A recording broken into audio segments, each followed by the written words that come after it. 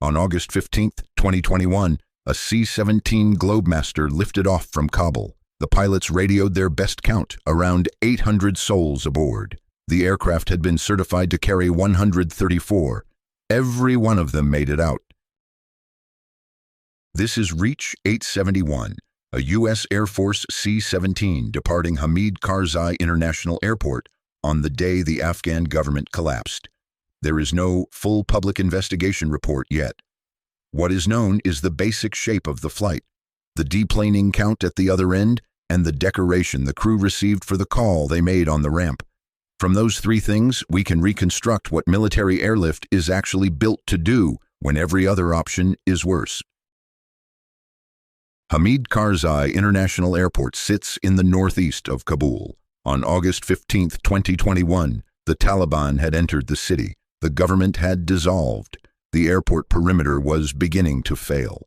Inside the wire, U.S. military airlift was running flat out, evacuating American personnel and Afghan allies cleared to leave. Reach 871's crew belonged to the 6th Airlift Squadron, 305th Air Mobility Wing, out of Joint Base McGuire-Dix Lakehurst in New Jersey. Aircraft commander was Lieutenant Colonel Eric Cutt. 10 crew in total. Their mission that day was straightforward: deliver equipment into Kabul, load U.S. Embassy personnel, depart. An orderly operation. What was waiting for them was anything but. Now let's look at what happened on that ramp. Reach 871 lands without incident and taxis to its position. The rear cargo ramp comes down for the planned equipment offload. Within minutes, Afghan civilians who had broken through the airport perimeter reach the aircraft. They pull themselves up the half-open ramp. The loadmasters, Technical Sergeant Justin Triola and Senior Airman Nicholas Barron, cannot physically stop them without risking a crush. More people fill the cargo bay. The floor designed for pallets and vehicles is now covered in human beings, standing, sitting, pressing together.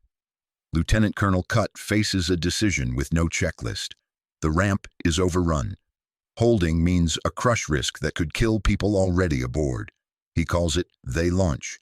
No manifest, no weight and balance calculation, no certified passenger count. From the cockpit, one of the pilots radios their best estimate, around 800 souls. The crew said 800. A press release later that day would say 640. They'd land and find out who was right. The C-17 Globemaster is one of the largest military transport aircraft in the world. 4 Pratt & Whitney engines. A cargo bay roughly 27 meters long, certified to carry 102 troops in seats, or 134 in a high-density paratrooper configuration. Maximum takeoff weight around 585,000 pounds, a number that matters because nobody on that ramp could tell the crew whether they were above it. Every C-17 departure begins with a weight and balance worksheet. The loadmaster accounts for every pallet, every vehicle, every passenger, calculates the center of gravity, verifies the total against the maximum takeoff weight, and signs off before the ramp closes. The aircraft commander does not release the brakes until that number exists on paper. Passengers travel in approved seats with restraints. Oxygen is available per position. Emergency exits are briefed. The manifest is filed before departure so that if the aircraft goes down, someone on the ground knows who was aboard. None of that was possible on August 15th. There was no manifest because the people aboard had no documentation processed. There was no weight and balance because no one could count the load, let alone weigh it.